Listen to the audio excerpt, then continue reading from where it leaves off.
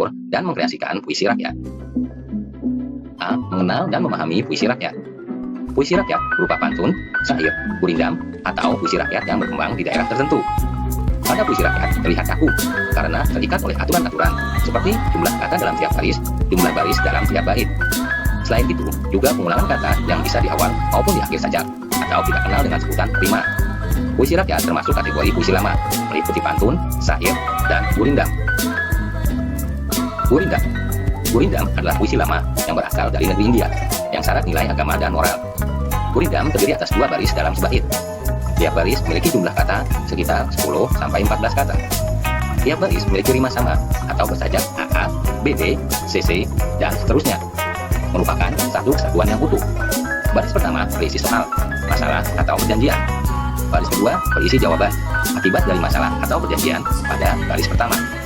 Isi atau maksud gurindam terdapat pada baris kedua. Gurindam biasanya berisi nasihat, filosofi hidup, atau kata-kata mutiara. Pantun. Pantun adalah puisi Melayu yang mengakar dan budaya dalam masyarakat. Fungsi pantun adalah mendidik sambil menghibur. Ciri-ciri pantun.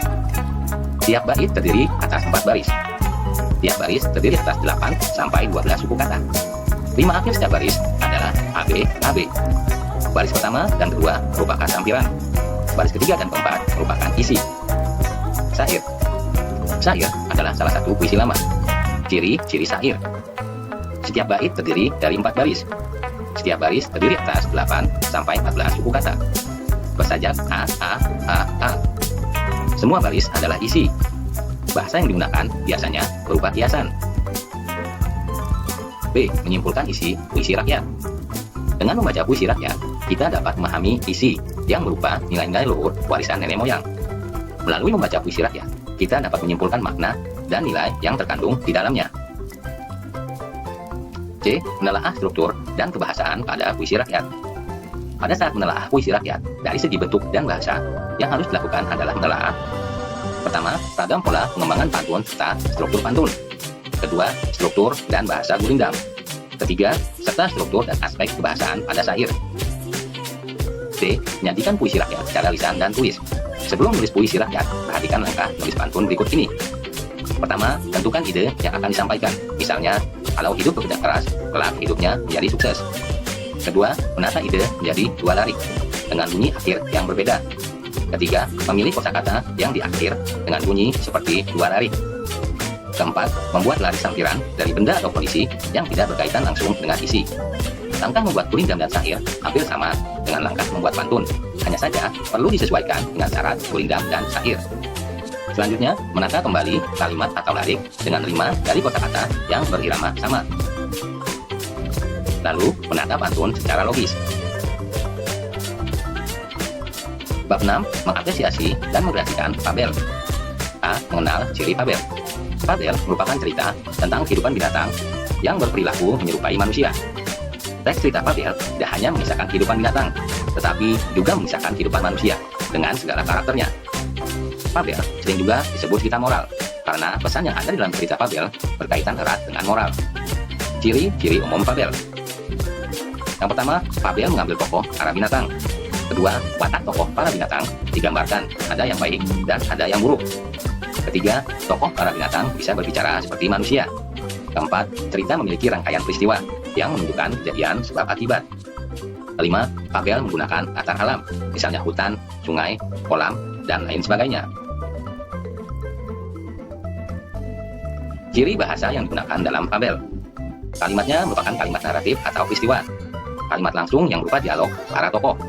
Atau menggunakan kata sehari-hari dalam situasi tidak formal, misalnya bahasa percakapan. B. Menceritakan kembali isi fabel. Pada saat menceritakan kembali isi fabel, yang perlu dilakukan adalah: pertama, menentukan tokoh dan watak tokoh. Kedua, menentukan rangkaian peristiwa. Ketiga, menceritakan kembali isi fabel. Keempat, menelaah struktur dan bahasa fabel. Fabel ini memiliki 4 bagian dalam strukturnya, yaitu: pertama, orientasi, bagian awal dari suatu cerita yang berisi pengenalan tokoh, latar tempat, dan waktu. Kedua, komplikasi, konflik atau permasalahan antara satu dengan tokoh yang lain. Ketiga, resolusi, bagian yang berisi pemecahan masalah. Keempat, koda, bagian terakhir fabel yang berisi perubahan. yang terjadi pada tokoh dan pelajaran yang dapat dipetik dari cerita tersebut. C. Memerankan isi fabel. Dalam memerankan isi fabel, yang harus diperhatikan adalah merancang tokoh, watak, dialog, latar sesuai isi fabel yang dibaca, menentukan urutan cerita, merancang pemeranan dari fabel yang dibaca, lalu melakukan adu kreatif pemeranan fabel. Bab 7. Berkorespondensi dengan surat pribadi dan surat dinas. A. Mengenal dan memahami surat. Ada dua jenis surat. Yang pertama adalah surat pribadi, dan yang kedua adalah surat dinas. Surat pribadi adalah bentuk komunikasi interaktif antara orang pertama atau pengirim dan orang kedua atau penerima. Unsur yang ada dalam surat pribadi adalah tanggal, alamat, pembuka, pendahuluan, isi, dan penutup, serta nama pengirim dan tanda tangan. Sedangkan pada surat dinas berisi tentang keperluan kedinasan yang bersifat resmi. Struktur surat dinas. Pertama, kop surat. Kedua, nomor surat. Ketiga, tanggal surat.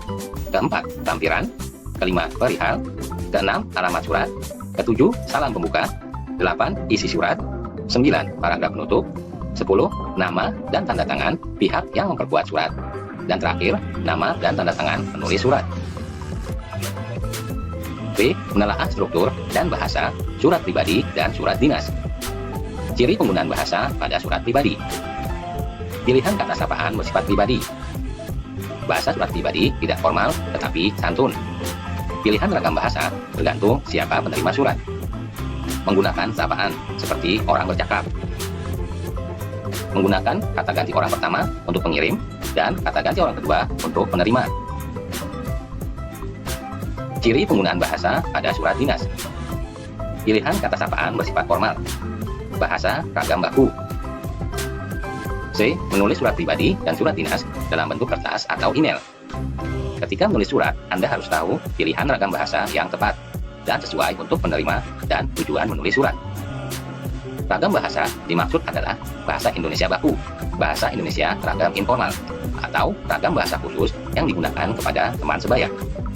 Penggunaan ragam bahasa Indonesia baku biasanya digunakan untuk tujuan yang bersifat serius. Misalnya, turut berduka cita, atau bersimpati atas musibah yang diderita seseorang, dan atau surat yang ditujukan kepada orang yang lebih tua. Bab 8. Menjadi pembaca efektif. A. Membaca dan mengenal unsur pembangun buku non-fiksi. Secara garis besar, buku yang kita baca kelompokkan menjadi dua bagian, yaitu buku fiksi dan buku non-fiksi. Buku fiksi perlu kita baca untuk menambah wawasan, memupuk minat baca, dan memupuk kreativitas.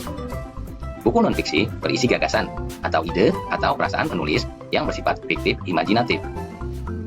Sedangkan buku non-fiksi memaparkan ilmu pengetahuan, baik secara teknis maupun secara populer. B. Merangkum buku. Rangkuman adalah hasil menyarikan semua gagasan-gagasan pokok atau intisari suatu karangan atau buku menjadi bentuk yang ringkas atau pendek. Rangkuman tidak boleh mengubah ide pokok atau gagasan pokok teks aslinya. C. Menelaah unsur buku dan membuat komentar. Unsur buku non-fiksi yang dapat dikomentari adalah bagian cover buku, rincian subbab buku, judul subbab, isi buku, cara menyajikan isi buku, sistematika, dan bahasa yang digunakan. Sedangkan unsur buku fiksi yang dapat dikomentari adalah bagian cover buku, rincian subbab buku, judul subbab, tokoh dan penokohan, tema cerita, bahasa yang digunakan, serta penyajian alur cerita. D. Mengamati contoh komentar terhadap buku fiksi dan non-fiksi.